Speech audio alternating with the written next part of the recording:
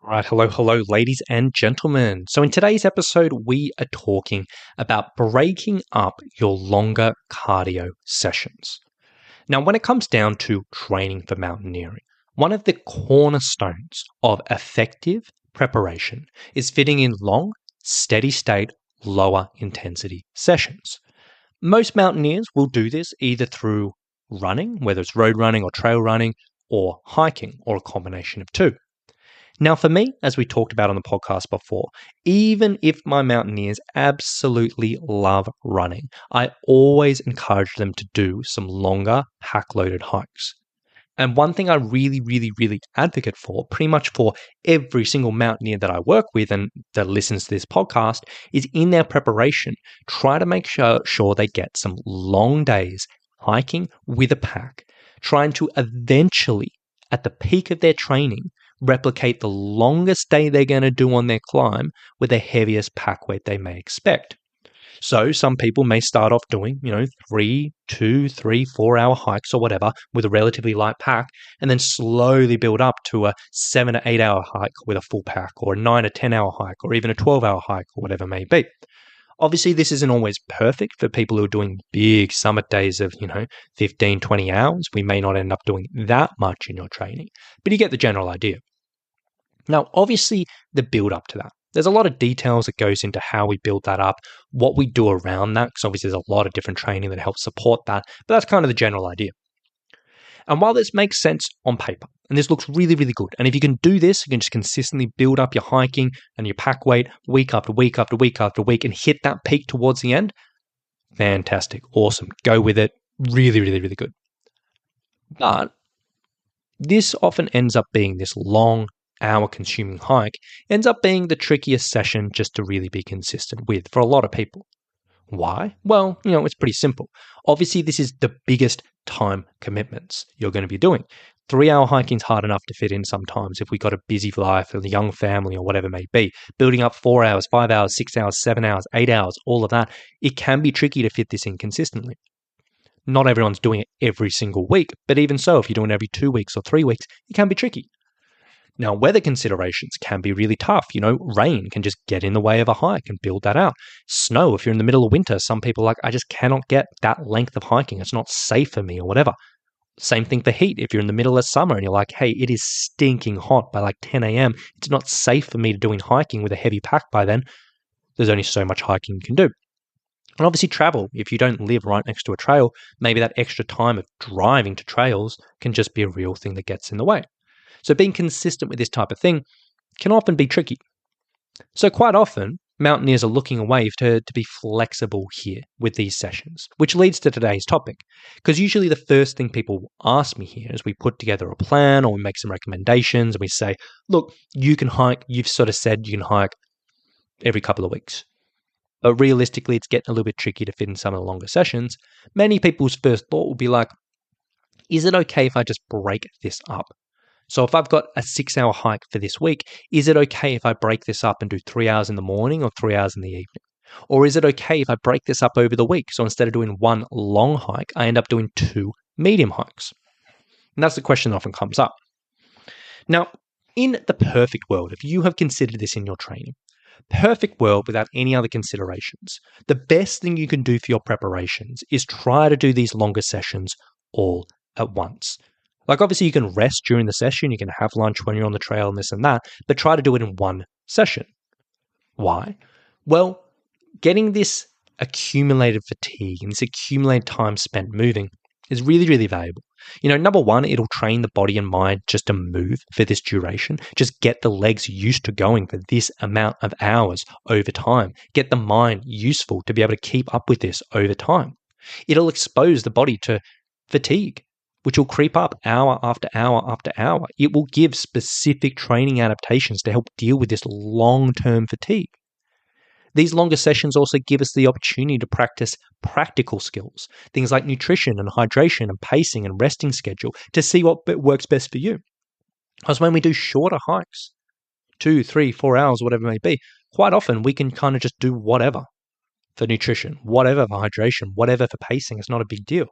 But when we get up to 5 or 6 or even 7 or 8 hours, these things get more and more important. So it's important to practice this early and find out what's going to work for you. And then also practicing mental skills, like purely just staying switched on and motivated and paying attention and making good decisions when you're fatigued after 5 hours of pack hiking. It is important to practice. So it can be very valuable there. Now, on the flip side, if we end up breaking up the hikes and say we have to do 2 3-hour hikes as opposed to 1 6-hour hike, we can lose bits of this because it is going to be a little bit different on the body and the mind than just doing that one session all over. Yes, even if the equivalent volume in the end, you've done 6 hours worth of hiking and over the weeks you're still building out the same amount of time in those energy systems with that pack weight, this and that, it is a little bit different. You won't hit that accumulated fatigue of hours and hours and hours and hours and hours. You won't quite need to lean into those practical things. As I said, it's very easy to kind of just do whatever on the shorter stuff and still survive. And if this is all new to you, you never really figured out your nutrition for longer days or never figure out your hydration or pacing, this can leave some blind spots which just don't hold up on longer days. So it definitely, we do lose a little bit. So in the perfect world, if you have the opportunity, I strongly advocate aiming for these longer sessions and just doing them as one session. However, obviously big caveat to this, one thing I often talk about on this podcast is I'm a big advocate as well of practical over optimal, in the sense there are the perfect things we can do with our training, the optimal things. But if that's just not going to be practical for you to do consistently to fit into your life, if it's going to add a huge amount of extra stress or concern or whatever it may be, it may not be the best option for you. If it is just not realistic for you to do your longer cardio all at once, all the time, then break it up. It may not be optimal, but if it's more practical, go for it. Instead of doing, for example, one long hike per week, you could sort of say, you know what, I'm going to break up these hikes and I'm going to do 2 or 3 sort of shorter hikes through the week, which, for some people that may be easier. And then just once a month, I'm going to fit in something a bit longer. And I'm going to make sure that I block out time in my calendar once a month to get some exposure to that.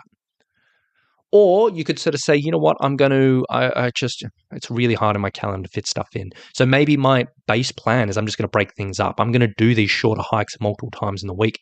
And then just if the stars align, if I get some time, if the family has a social occasion or whatever it may be, then I'll just fit in a longer day. That's not ideal, but you can get away with that. It isn't perfect. It's not optimal, but you obviously have to work around what you can do with. Now, the only caveat to this, I would sort of say that practical option, use it if you need. Don't feel bad if you need to do it. It's fine. Work around your life. The only caveat to this is I would sort of say, if you are getting closer to a major expedition, if you've got a big particular goal coming up, and if you're getting to your last 6 to 8 weeks of training and you haven't really been able to do much consecutive long stuff, you've been leaning into breaking up sessions and this and that, at this stage, some sacrifices may need to be made to fit this in. I'm not saying you have to do this for months and months and months at a time, but in this final period, you may just have to get it in somehow because you do need to make sure the body is ready for these hours. You do need to make sure the mind is ready for these hours. And if you haven't done it all the way up to the end prep, you may just have a few gaps in your prep. So I'm not usually someone who sort of says, hey, suck it up, you're going to make some sacrifices, fit things in. But if there is a major expedition and this is missing, the last little period might have to do things. Now, you may be in the situation if you're struggling with heat, you may have to wake up stupid early and get up at 3 a.m. and just start the hiking then so you can get it all done. Or you may have to say no to some social events. Or you may sort of have to ask your partner, hey, do you mind me disappearing on Saturday to do this? I know that's a tricky conversation, but whatever may be, or whatever it is, just do what you need to do to kind of fit all of this in.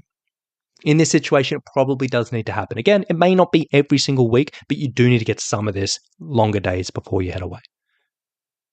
But aside from that, strive, if it is possible, do the longer sessions as one, but if not, break it up how you can. Practical's typically better than optimal, minus obviously that last little period. So there we go. I'm not going to talk too much more about this. I think it's all pretty much common sense, but it has come up a few times recently, and it is something that most people will ask the question of first time when it is end up being a bit tricky to fit in. So do with that as you will. But I hope that makes sense. I hope that's useful. Last thing I will sort of say, as I always say on this podcast, if you were interested in getting a bit of help with your training and preparation for your mountaineering, you can learn about our online personal training for mountaineers at summitstrength.com.au/mountaineer. If you want to learn more, go to that page. There's a nice video. You can check out a bit about our program. And if it sounds like something you want to learn a bit more about, there's a link on that page. You can book a free call with that team and we can have a bit of a chat from there. So go to summitstrength.com.au/mountaineer. So with that being said, thank you for listening. Hope you've enjoyed it. Hope you get a bit out of it, and we'll talk to you very, very soon. Bye.